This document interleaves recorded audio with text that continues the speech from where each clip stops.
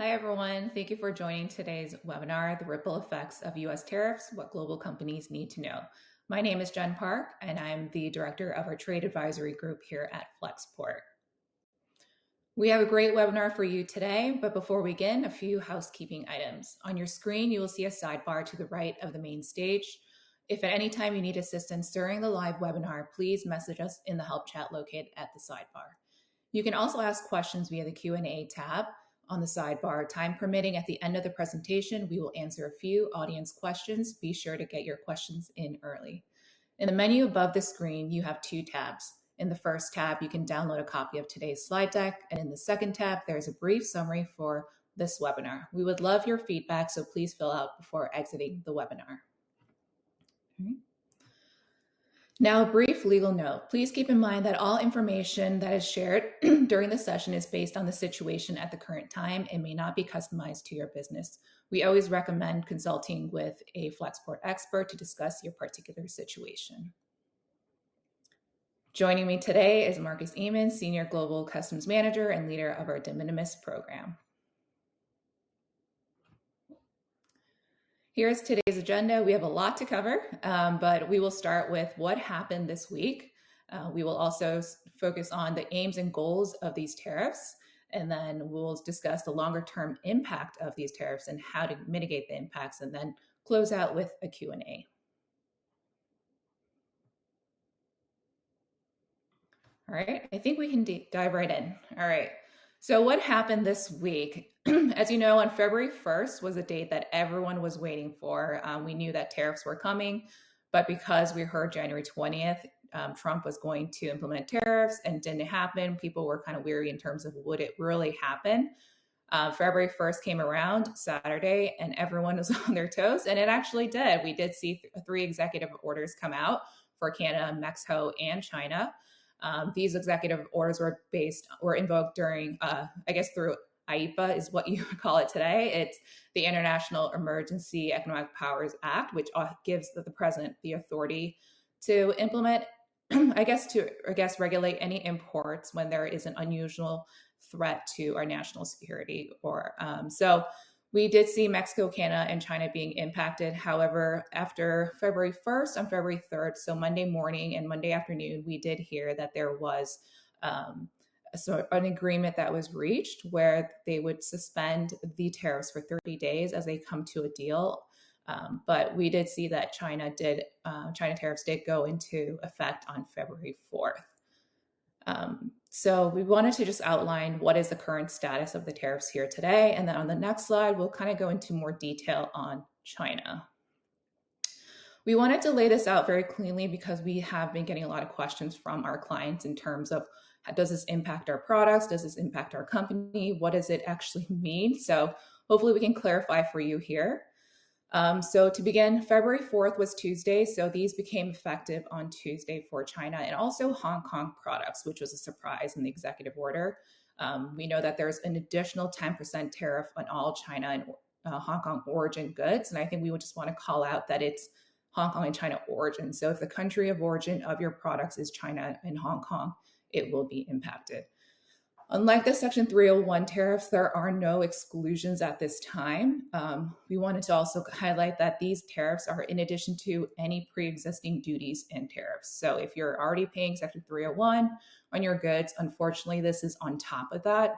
So if they're paying 25%, it's now going to be 35% with the IEPA tariffs.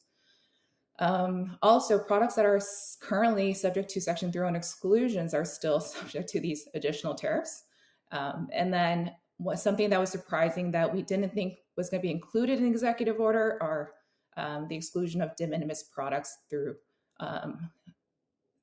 for Hong Kong and China origin goods. So any China or Hong Kong origin goods that are flowing in from de minimis is now excluded. We heard that packages are being turned away.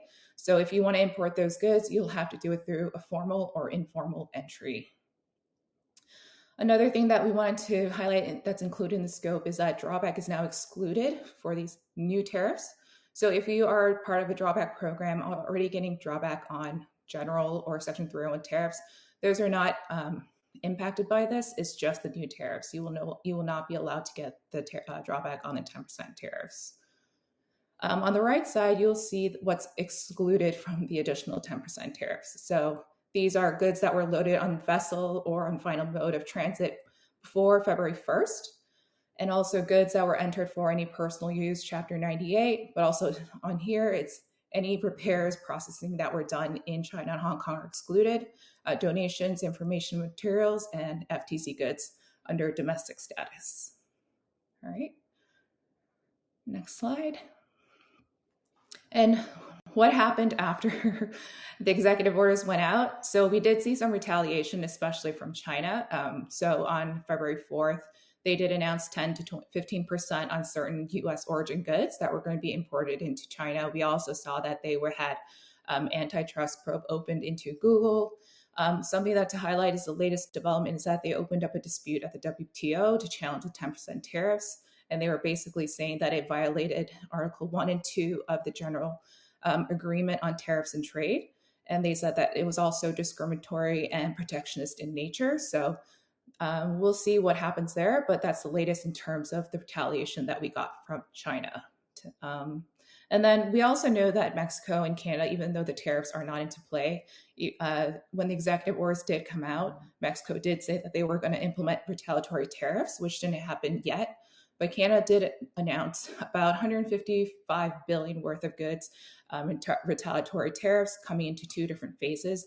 The first focusing mostly on beer, coffee, apparel, and the second is on steel, aluminum, and car parts. Yeah, so we'll see what happens there and what happens when the 30-day suspension is up, but something to keep in mind.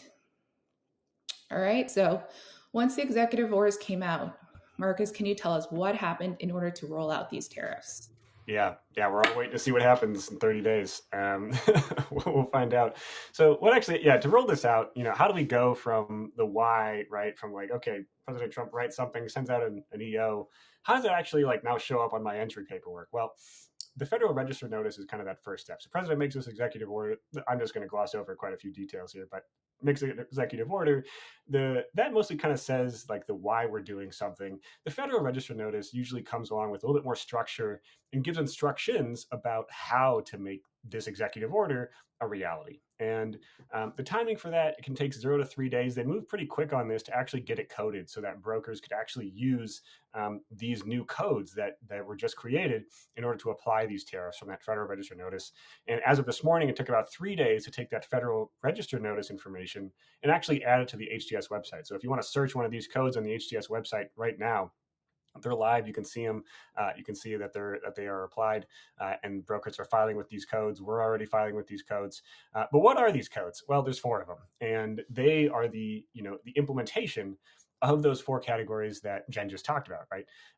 The 9903-0120 code that applies the 10% if the country of origin is China or Hong Kong. Remember, country of origin, can't stress this enough. Where was the good last substantially transformed? It lost its identity, became a new and different article of commerce. Not where did it ship from? Not what was the country of export? Where did the good acquire its new change of character or use, application? So that's that. The 21 and the 22. These are the codes that you use to exempt donations, humanitarian relief, non-commercial informational materials, that sort of thing. But this point 23 one, this is the juicy one. It says if it departed before February 1st and arrives before March 7th, then you don't use the 0120 code, you use the 0123 code. Now, it depends on what was the departure date, and that deserves its own slide, which we'll get to in a sec here. But if there's a takeaway I want you to understand about time of entry, there's a couple of different rules that are in play, and it kind of depends very much shipment by shipment. What did the carrier manifest? What did your broker send? Do we have all the information? Is there an IT? But if there's one takeaway I want all of you to understand, it's that the duty calculation date, the date at which they decide, okay, does the 10% apply or not, that can never be before the arrival of the cargo to the United States. If your cargo is not going to make it to the United States before March 7, you have 0 chance. If it's going to arrive before March 7, there may be a chance, but there's a lot of factors. Does customs put a hold on it? Do you have everything we need? Is there an IT? What's the port of entry? There's all sorts of different kind of problems here, but if there's one takeaway, make sure you understand that the duty calculation date cannot be before arrival. Jenn talked about, okay, well, what about informal entries now? She said de minimis is gone. What about informal entries? And there's been a lot of chatter on social media about what is an informal entry. Is this our savior? Is this going to, restore our de minimis program? It's not. The short version of that, it's not. Informal entries are also called type 11 entries, but the duty requirements are the same as a formal entry. The documentation requirements are almost the same. There's a couple of minor differences here. And so I just put a few bullet points on that right side for our de minimis, de minimis companies that are watching about how does this actually work? What kind of entry do I actually use? If it's over $2,500, you're going to have to use a type 1. That's it. End of the story. The third bullet, right? If it's below 250, there is a little bit of a carve out that you can use type 11, even if the country of origin is China, or if there's section 301 duties or these IEEPA tariffs, you can still use a type 11 entry. What that'll do is that'll save you about $30 worth of customs tax, the difference between merchandise processing fee, which applies on a type 1 entry, and the informal fee, this $2.62, which applies on a type 11.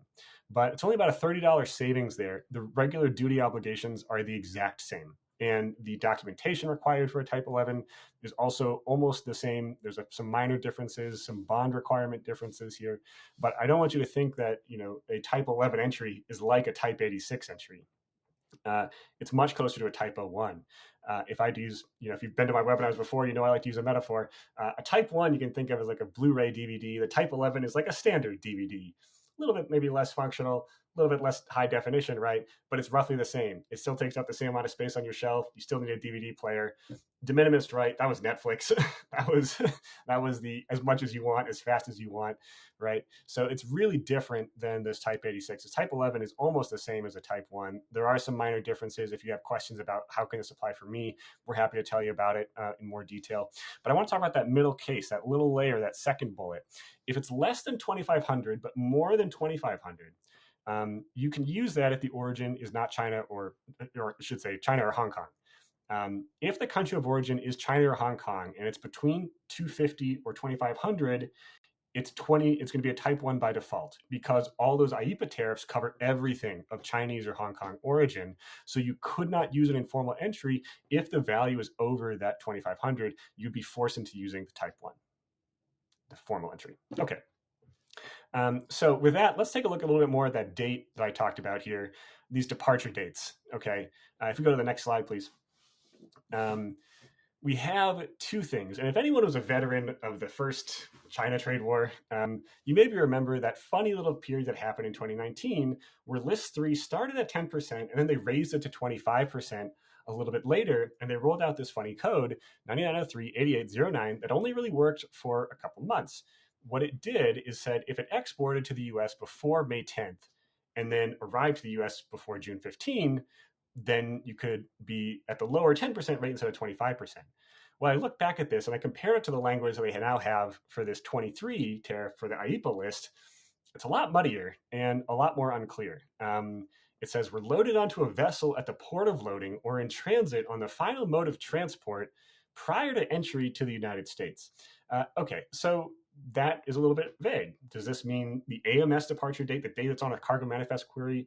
Is it a loading certificate tag? Like when does it actually get onto the vessel? When does it cross the bow of the vessel? Does it have to load onto any vessel, right? It says the final mode of transport is containerized ocean. Can it transship in Singapore, transship in Japan, and then come in sometime in July, months later? I don't know. You can kind of read it that way if you want to. So we're hoping to get this information from CBP, but today, as of right now, 10:14 Central, we don't know. There is supposed to be a meeting later today between the New York Brokers Association and the Port of New York CBP office, and they're going to clarify this point. So we're hoping to have more information now. But what is that departure date that CBP is going to use? We don't know right now, and so we're going to have to find that out.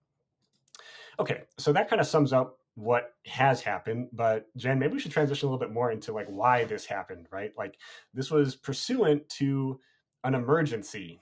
Okay, and Carol, we can go to the next slide. It was pursuant to an emergency. What is an emergency? Like, how do I know an emergency is happening? What did they say? Oh, you're on mute. Oh, Jen. Oh, Oops, sorry about that. that's okay. All right, so going back to the executive orders, we know that on February 20th, the president did declare that there was a national emergency because of the influx of drugs and illegal immigration coming into the US. And what happened since then is that on February 1st, in the executive order, he had laid out that he's expanding that scope pursuant to NIA. And he said that because of the inactions of these countries, Canada, Mexico, and China, to help alleviate some of the threat of the illegal immigration and the drugs, he's saying that this constitutes an unusual and extraordinary threat to our national security and our foreign policy. So that's how he was able to implement these tariffs, because he believes that the tariffs will help induce compliance with these countries, or with these countries in general, especially China. So that's how he implemented the tariffs through IEEPA for IEPA. And I think this is something that we called out in our previous webinar when we held in December, saying that this is probably one of the mechanisms that Trump would use to implement tariffs, because one of the calls here is that it gives president the broadest authority. It does not require any sort of investigation by Congress. They do need to consult with Congress, but it does not require any sort of approval process. It gives him the leverage to implement any quotas, tariffs, embargoes, and it's one of the quickest ways he can essentially implement tariffs through an executive order. And we knew that when Trump came in, he was ready to implement tariffs. He said it was going to be done first on day one. So we knew that this is a potential in terms of implementing those tariffs. And we also called that this is what he used in his first term when he was threatening to impose tariffs on Mexico with that 5% to control the border at that time, which essentially didn't go through because they were able to come to a resolution. Some examples that have been used for IEPA is very different. This is the first time that President has used IEPA to implement tariffs in general. As you see on the right side, it has been used against terrorist threats or during times of war. And I think the only thing that's very similar to this is during the President Nixon time, where he used the predecessor, TWIA, which is the Trading with the Enemy Act. And he implemented 10%, I believe, a surcharge in order to essentially do the same thing. But what we see there at that time is that it was challenged in the courts. The trial court, it succeeded, but it ultimately fell during the appeals court. And what the court said at that time is that it's not for the court to decide whether the president has the authority to implement tariffs through this, but it should be Congress. So what we do believe is that could it be challenged in the courts today? Was President Trump allowed to implement tariffs through IEPA? Was it the right avenue? And I think those are questions that people are having. Is this really considered a national threat? Was a proper procedure followed? Did he really consult with Congress, or was it something that he did unilaterally through an executive order through his own decisions? So it's something that we will see in terms of whether it's going to be challenged, but in terms of whether it will be successful, it's not high likely, considering what happened with President Nixon, and also because he does have support of bipartisan support of Congress and the House. So we will see in terms of what happens in terms of the challenge itself. But we just wanted to kind of highlight in terms of, did President have the authority? What kind of authority did he use in order to implement these tariffs? And just kind of a history behind IEPA as well. Yeah. And so, Marcus, can you walk us through, what is the aim and goal of these tariffs that we're seeing today? Is this the end, or is there a bigger picture to it? Yeah, I think so. I mean, on the next slide here, like these were the announcements that came out with all these executive orders, imposing duties to stop the flow of illicit drugs, imposing duties to address synthetic opioids, imposing duties to address the situation at the border, which he says very specifically is immigration and drugs. So is this like kind of a thing on drugs? Is this like that unprecedented and extraordinary danger? I don't want to downplay the seriousness of the opioid crisis. Like many Americans, I'll be watching a Super Bowl this weekend, which is played at the New Orleans Superdome, which has 84,000 seats. Last year, 90,000 people died from synthetic opioids in the United States. So this is a problem in that sense. If you think about it kind of in those terms, where many people are dying from this, that is a problem. Is it to the level of an emergency? Up to you. But I think I need to see it in a little bit of a bigger picture. And I think it fits in with other things that we've been seeing from Trump as well. And, if we go to the next slide, we can see a few other things here where they talked about the migrants flowing into our country, where they talked about this here. But look at the bottom, right? They talk about, look, I look forward to a deal with the Mexican president between our two countries. Then look at the other side, see the Canadian one. They're paused for 30 days to see whether or not an economic deal can be done with Canada. Trump has made casual threats of annexing Greenland for the natural resources. Trump has now said earlier this week that he wants to give Ukraine, aid in its war against Russia if they're willing to give us some of the rare earth elements that are inside of Ukraine, which kind of says maybe there's a little bit of a bigger picture here. So what is the bigger picture? What's the takeaway?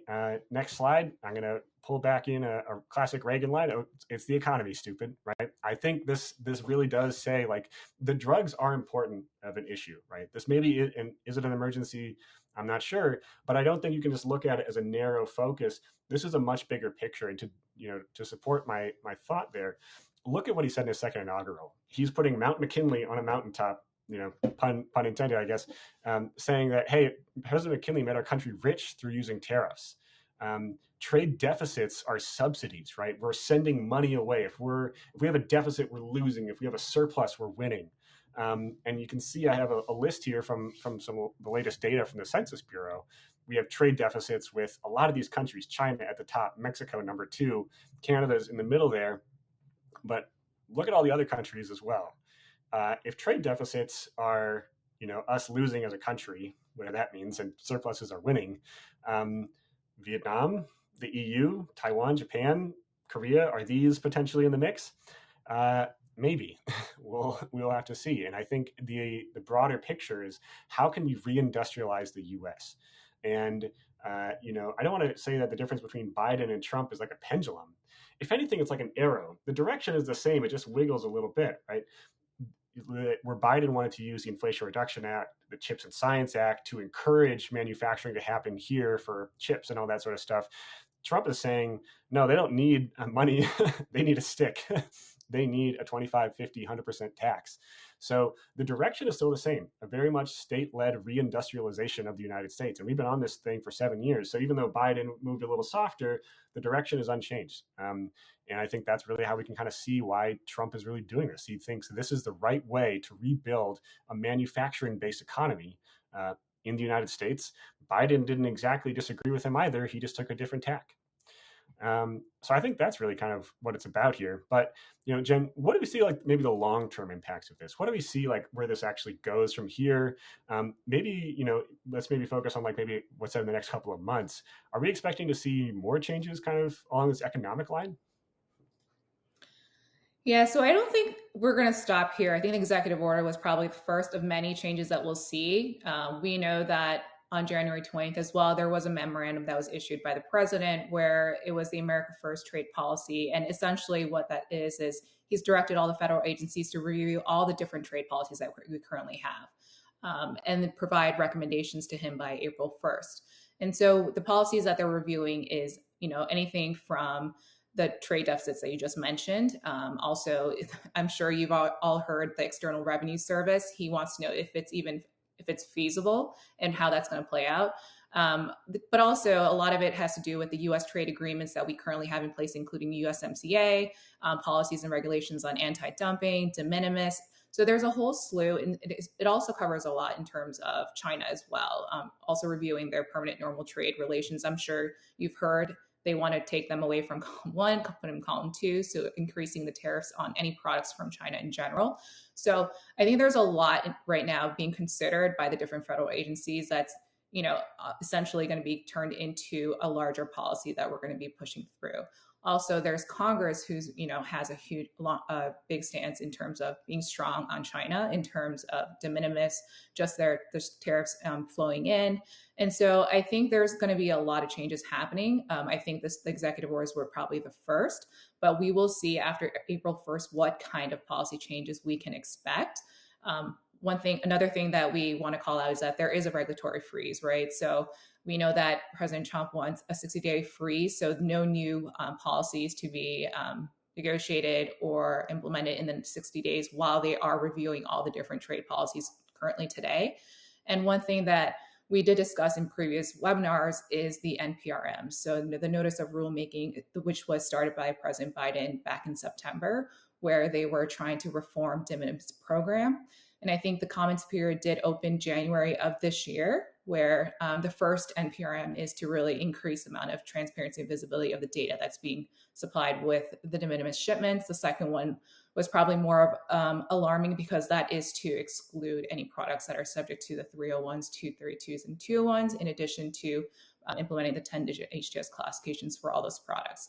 So currently the comments period for those are live, but because of the regulatory freeze, it's very uncertain in terms of that's going to change the timeline in terms of, getting the comments review closed and then reviewed and actually being proposed for final rulemaking, or if it's going to turn into something that's going to be part of the trade policies that are part of the first America First trade policy that's being reviewed together. So there's a lot happening. I think there's going to be a lot of changes happening. I know that there have been even rumors from, not even rumors, I guess, what Trump has quoted in terms of additional tariffs on other countries like the EU, Russia. So we'll see what happens, but we know that there's bipartisan support from Congress, but also Trump is, in favor of tariffs to get his policies through. So we'll see what changes are to come in the future. Yeah. All right. And so, Marcus, can you walk us through how can we help mitigate the impact of these tariffs today? Yeah. So I'm going to first talk to our people that usually do our formal entries, informal entries. They know the standard procedure there. And I want to just make a call out here for customs bonds. It's the thing you don't really think about. It's the once a year, did I leave the water running, kind of check you have to do. But if you've been importing things that haven't been subject to Section 301, you may still have a pretty small bond on file, 301 from China. You may still have a pretty small bond on file. The minimum is 50,000, maybe it's 50, 60, 70, right? One of those smaller levels here. But if you've been paying Section 301 duties, you probably already have a larger bond. But if you haven't, right? If you import toys, if you import good, large sections of clothing, or footwear, computers, some household electronics, you probably haven't been seeing this. But we just want to walk through the bond math really quick. Customs requires you to have an active bond on file worth 10% of your 12-month rolling duty obligation. So you import $100 million of product, you pay $10 million in duty with these new IEEPA tariffs. You should have a bond worth $1 million. You need to be 10% of your duty liability, right? So $100 million, 10% tariff is 10 million. 10% of that is what your bond has to cover. It needs to cover $1 million. And when you need to get a bond, very important to measure twice, cut once. It's about an estimation of what you will spend, what you're planning on buying for the year ahead. And when you look at this, make sure you have a good estimate. Look what you had. Talk to your forecasting team, your pricing teams, your product teams. What are we planning to import from China in the year ahead? And then roughly what are we going to have to spend on duty? If you don't, you can hit the limit, what they call saturation. You can saturate your bond really quickly, and then you're forced to purchase another bond, what they call bond stacking. And you have multiple bonds stacking up on each other. That can create more liability. It also costs you more in bond premium. So it's a much smarter, better move to be like, okay, what are we actually going to buy in the next 12 months? As best I can estimate, what are the duties for that? And then what size bond do we need? That's something Flexport can help you out with. Jenn's team sells the bonds here at Flexport. Okay, switching to my e-commerce customers, or maybe my former e-commerce customers. There's a couple things that I recommended back in December that was saying like, hey, you should look into this. Now I'm saying, do it now. Understand the type 1 and 11 data entry requirements. Talk to your customs broker, set up time with them. You're now gone from a very narrow set of requirements to a much broader, basically the full set, even under a type 11. What are your PGA requirements going to be? What's your classification? What are your census quantities that you have to report? If you import paint, for example, like art supplies, and you've been bringing in little tubes of oil paint, you may not have had to know how many liters of paint you've been importing before. You never had to ask that question. Now you do. You need to know what that is, be able to provide that to your broker so they can make a timely entry. And then just know what the commercial invoice requirements are.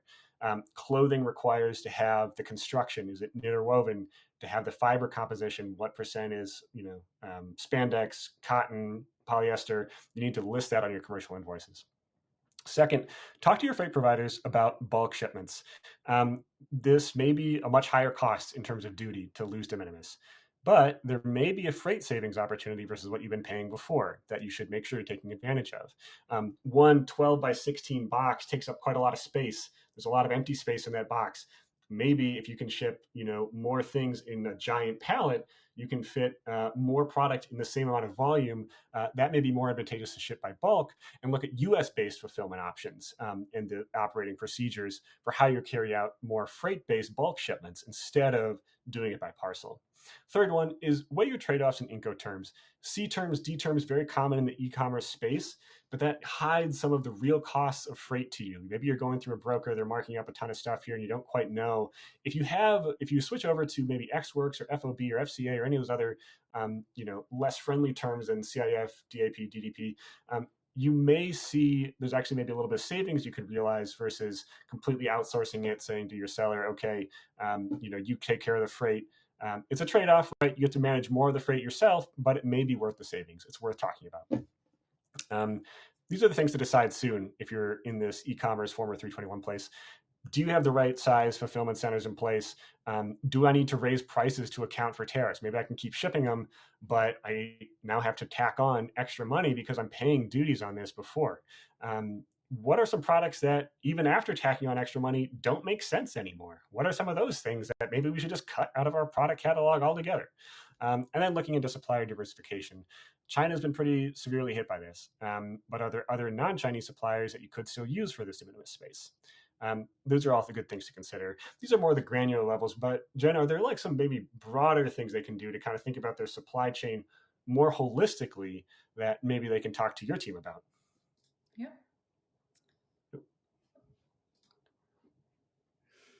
All right.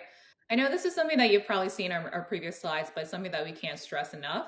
So there are ways that you can help, I guess, identify duty savings opportunities or mitigate tariffs. So, one thing that we always call out is the supply chain shift. And we've mentioned that if you are manufacturing, sourcing all your goods in one location, such as China, probably a little late in the game, but you should be diversifying your supply chain outside. I know at this time it's really hard to say what is the safe haven in terms of which country should they shift to, because it appears that Trump is targeting a lot of countries right now in terms of implementing additional tariffs.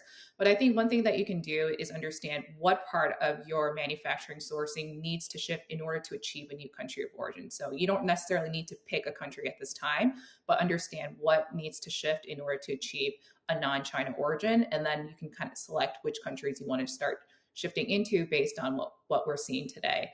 Another thing is customs valuation. I know so this is something that a lot of people find difficult in terms of understanding, but it's really looking at your products and your COGS and seeing, are you really deducting the right amount before you declare your customs duties to pay those duties on your entries. So, making sure that you're paying the right customs declared value, but also, looking at first sale. If you have a two-tier transaction, you have a middleman, there is a possibility of using a first sale program to minimize the duties that you can be paying. So that is something to consider as well.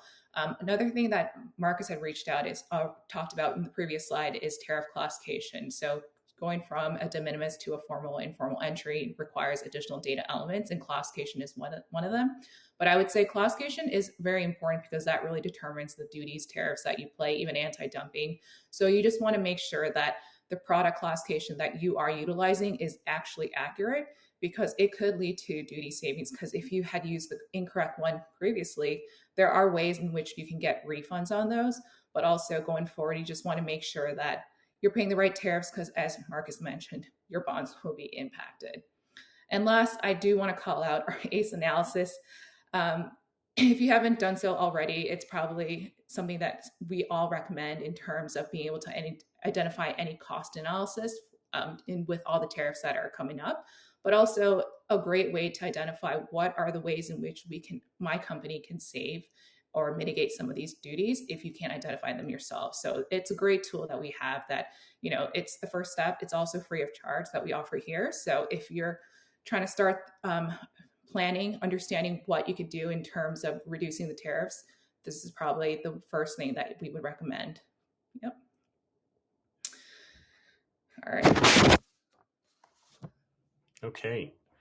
All right, so we have a few minutes left, and we'll take this time to answer a few audience questions. A quick reminder to add your questions in the Q&A function on the right-hand side of the screen. Before we dive in, we also want to share that we're going to host another webinar in 2 weeks to kind of continue about the conversation, maybe answer some of the things we don't yet know, see what can happen. As we said at the top of this webinar, this is dynamic. All this information was current as of 45 minutes ago, but no promises what happens later this afternoon. So we'll look to have another meeting in 2 weeks. Please register by clicking the button below. If you want to get in contact with the Flexport team, email myself and my team at 321customs at flexport.com for de minimis needs, and advisory at flexport.com for any tariff questions or any of those higher level things that Jenn was just talking about. Okay, let's dive into the questions here. So Jenn actually have a first one up here, kind of asking about sort of what's coming around the corner. And the first one is, do you expect the removal of U.S. de minimis exemption to have a long-term negative impact on the e-commerce volumes out of China? I have an opinion here, but what's your take?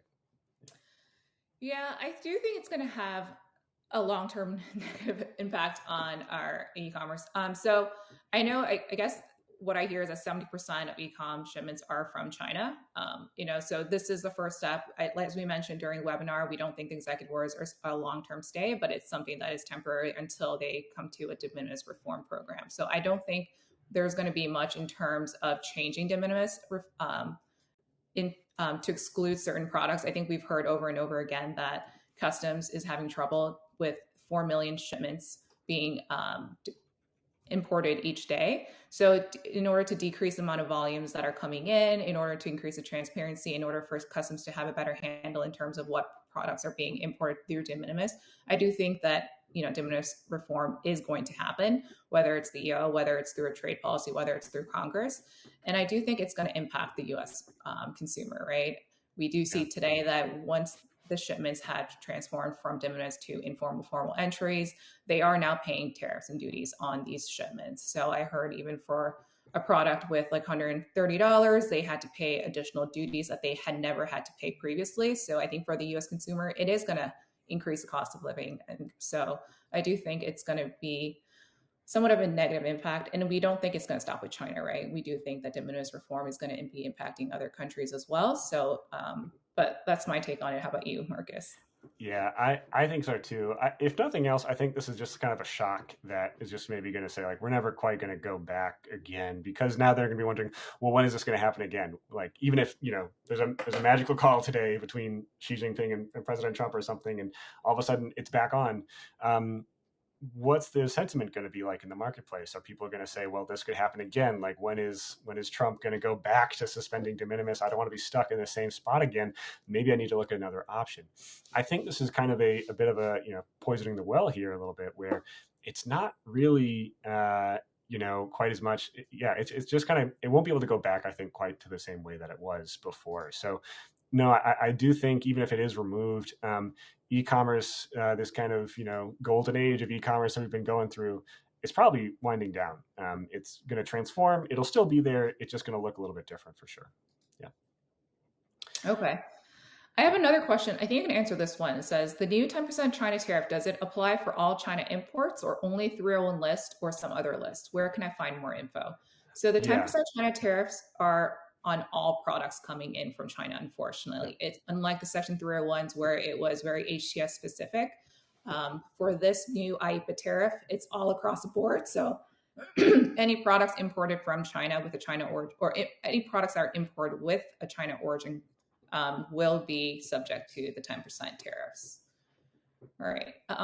So Marcus, I have a question here. What is the point of all these tariffs? At these levels of tariffs, will it really shift manufacturing away from China and back to the US? I doubt it. It only increases prices for the consumer or cost for the importer.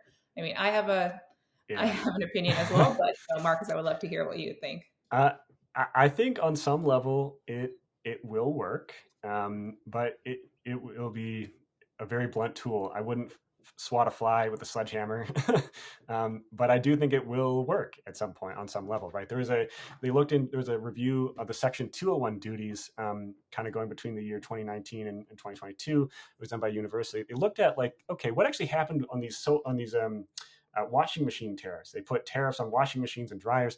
Actually, sorry, just washing machines. What actually happened to the US consumer experience? Well, the cost of washers went up, including domestically made ones, Maytag, Speed Queen. Those ones increased in price too, because now the market had increased, right? The Samsung LG washers were now at this price point. Well, now there's more demand for these US ones, in addition to, well, people are still paying these LG higher, Korean based ones, and we're going to go up. So the washing machines overall got more expensive. It did create jobs, about 1,800 jobs by their estimation.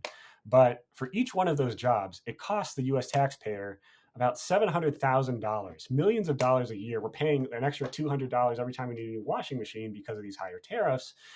It did bring manufacturing back. LG opened up a plant. So did, LG did, and other suppliers did as well. They opened up plants. They are creating jobs, but at a very expensive cost. Will this work? Perhaps, but there is a diminishing returns on this, right? How much more, like if China is your only option of buying like a certain good, does it really matter if the tariffs, now 25, 10, 30, 35% versus 100%? If China is your only option, probably not. You're still going to have to pay it anyway. So maybe on some level it will, but it's really hard to say. And I'm gonna hog the mic one more to plug my personal pet project here. I think expect quota on this at some point in the future. I said this back in December, hasn't happened yet, but maybe I'm early, not wrong. The reason why is because of this diminishing returns, right? If they say, well, now you can't actually import smartphones unless they're made with US parts, or we'll only allow 10 million smartphones to be imported every year before we close off the border, no more smartphone entries for 12 months, maybe this actually works out pretty well. Maybe that achieves more of his aim. Maybe, he's somebody that I think likes the stick to the carrot. Maybe this fits into it. Maybe we do see quota. I suspect so. What's your take, Jen? Yeah, I mean, I think in the long term, that is the goal here for the president and for the US. I think it'd be great to bring back the manufacturing, but I think realistically, it's going to be very hard. I don't see it coming back into the US anytime soon. Like you mentioned, for when we talk to a lot of clients, it's just the skill set in China, the raw materials that they can source from there. It's just something that they can't get anywhere else. So they are finding difficulty in terms of shifting out of China. However, we do see that companies have started shifting. So companies have started looking elsewhere in terms of manufacturing, sourcing. So we do see it happening, but do I see it happening in terms of bringing it back to the US? Not really. It seems like they're really picking other locations within, Southeast Asia. Mexico was another contender, but with the 25% tariffs, that kind of slowed down some of the review in terms of whether Mexico should be a secondary location to look at. But I don't think I've really experienced a lot of customers, and I think it's going to be really hard for even, LG is a huge consumer or a company, right? But even the mom and pop shops, it's going to be impossible for them to set up shop here in the US.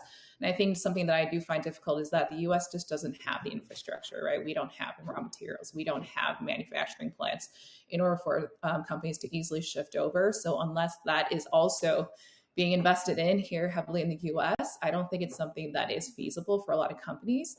So I think the tariffs are probably making it difficult for a lot of US companies, but do I see manufacturing moving to the US anytime soon? Probably not. Probably will take a lot more time than we think. Yeah.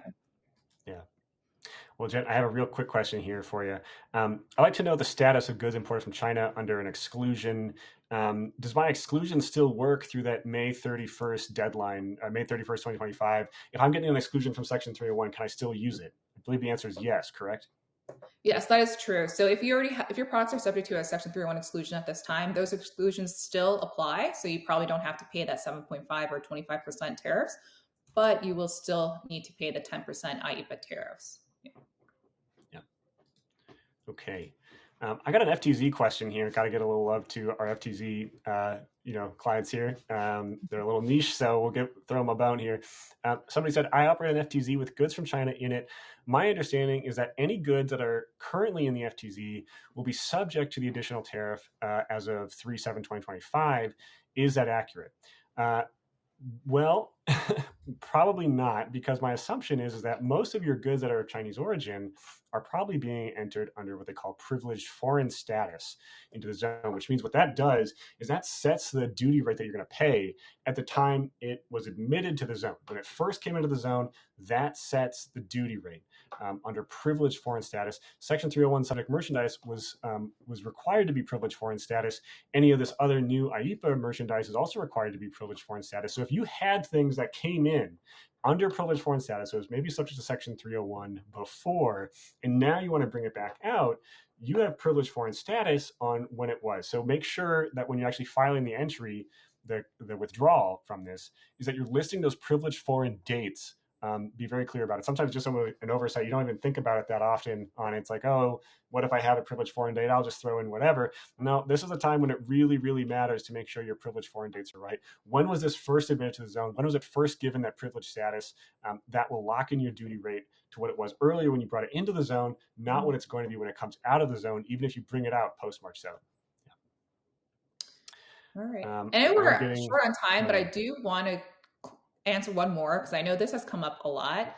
So it says, for Canada, Mexico, does the rule apply to goods of Canada, Mexico origin, or is it everything shipping from Canada, Mexico? So I think this applies. I'll answer this for all three executive orders. I know currently Mexico and Canada is suspended, so those could still be shipped in terms of de minimis, but we want to clarify this is origin. So if your goods are Mexico, Canada, or China origin, those are what the executive orders are focusing on. So even if you have, let's say, a Vietnam good that's being shipped through Mexico or Canada, those will not be impacted if the suspension goes away. So, and one thing to call out for Mexico is a lot of products for China origin goods flow through Canada or Mexico.